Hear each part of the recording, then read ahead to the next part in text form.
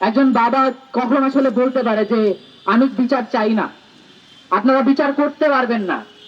সংগ্রামী শুভেচ্ছা এবং বাংলাদেশ ছাত্র ফেডারেশন ঢাকা বিশ্ববিদ্যালয় শাখার সকল সদস্যবৃন্দ এবং ঢাকা মহানগরের সকল সদস্যবৃন্দ এবং উপস্থিত উপস্থিত বাংলাদেশ ছাত্র ফেডারেশন কেন্দ্রীয় কমিটির সাধারণ সম্পাদক সৈকত আরিফকে ধন্যবাদ আমাদের এই মশাল মিছিলে অংশগ্রহণ করার জন্য।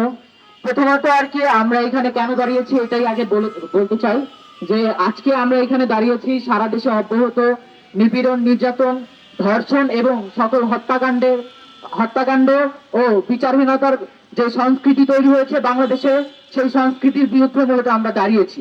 মানে আমরা যেই বিষয় নিয়ে দাঁড়িয়েছি এই বিষয় নিয়ে কথা বলাটা আসলে খুবই আর কি বেদনাদায়ক, এই কারণে যে একজন বাবা কখন আসলে বলতে পারে যে আমি বিচার চাই না, আপনারা বিচার করতে পারবেন না।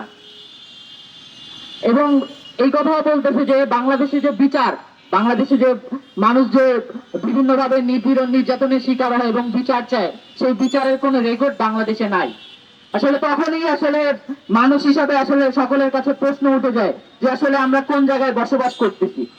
একটা কথা আছে যে ব্যক্তি ব্যক্তিকে কাতেল করে অথবা রাষ্ট্র তার নাগরিককে কাতেল করে। আমি বলতে চাই রাষ্ট্র প্রতিনিয়ত তার নাগরিককে কাতেল করতেছে।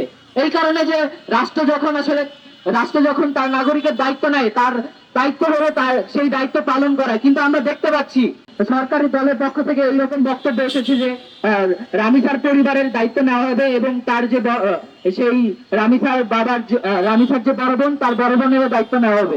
কিন্তু আমি এখানে স্পষ্টভাবে বলে দিতে চাই যে আপনার দায়িত্ব প্রত্যেকটা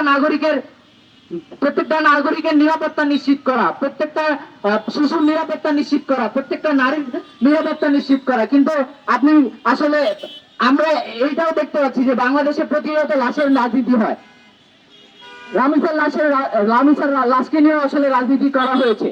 এখন আমি বলতে চাই যে বাংলাদেশে যে অব্যাহত হত্যাকাণ্ড, ধর্ষণ, নিপীড়ন, নির্যাতন এই সকল কিছুর বিরুদ্ধে বাংলাদেশ ছাত্র ফেডারেশনের পক্ষ থেকে আমরা এখানে দাঁড়িয়েছি এবং এই হত্যা বাংলাদেশে এতদিন পর্যন্ত যত ধর্ষণের ঘটনা ঘটেছে, যত হত্যাকাণ্ডের ঘটনা ঘটেছে, সকল হত্যাকাণ্ডের আমি তদন্তের দাবি জানাচ্ছি এবং বিচারের দাবি জানাচ্ছি। এই বলে আমি আমার বক্তব্য শেষ করছি। সকলকে ধন্যবাদ।